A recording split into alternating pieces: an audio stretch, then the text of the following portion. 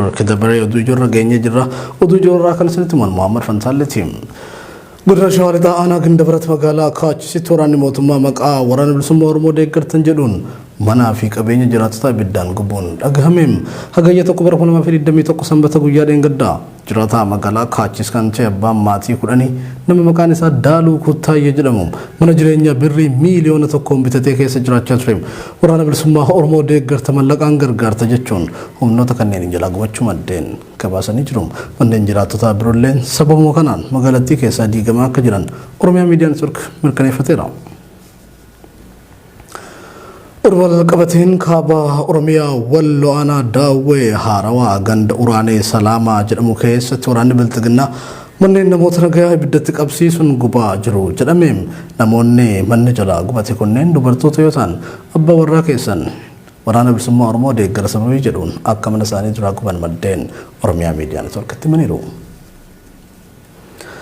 Naannoo Affaar keessatti walitti bu'iinsa uumameen uummanni 75,000 qeerraa buqqa'uun gabaafameem naannoo Affaaritti walitti bu'iinsa waraana adda bilisummaa uummata Tigraay waliin geggeeffamaa jira jedhameen torban tokko kan darbe yoo ta'u hanga ammaatti aanaalee 6 keessa namoonni 75,000 qeerraa buqqa'uu itti gaafatamaa waajjira ittisa balaa fi wabii nyaataa naannoo sanaa Muhammad Hussein miidiyaaleef ibsa kennaniiru.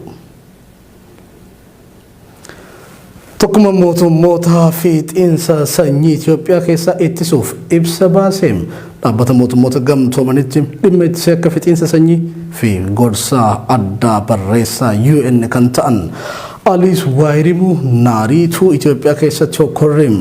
gosa hammaachuu fi naannoo Tigraay Affaar Somaalee Oromiyaa fi naannoo Amaaraa keessatti seera namummaa sadarkaa addunyaa fi seera mirga namummaa irratti dhiittaa hamaan itti fufuun isaa kan isaa yaaddessu ta'uu ibsanii jiru.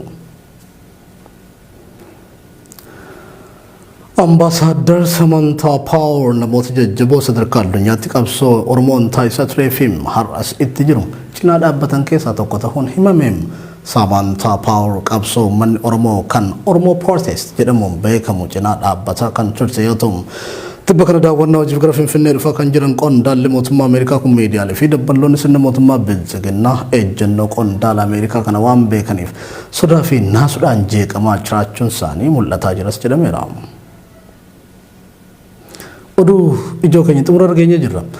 Reeffi namoota 40 qarqara bishaanii naannoo daangaa Tigraay fi Sudaan irratti argaman jechuun Associated Press dabalatee miidiyaaleen garaagaraa gabaasan reeffi namoota 40 caalanii bifa suukanneessaa ta'een ajjeefaman naannoo daangaa Tigraay fi Sudaan qarqara lagaa Takazeetti argame kun reeffa dhalattoota Tigraay ta'uu danda'a jedhamuun kan shakkame yoo ta'u naannichatti daawwannaa hojii taasisaa kan jiran Ambassador Samantha Power gocha suukanneessaa kana balaaleffatanii jiru. Ijoon keenya kana fakkaata Muhammad Fantaalleetiin gama ogummaa kaameraa fi gulaalli suur sagaleetiin tuujii Muhammad Nafaana ture.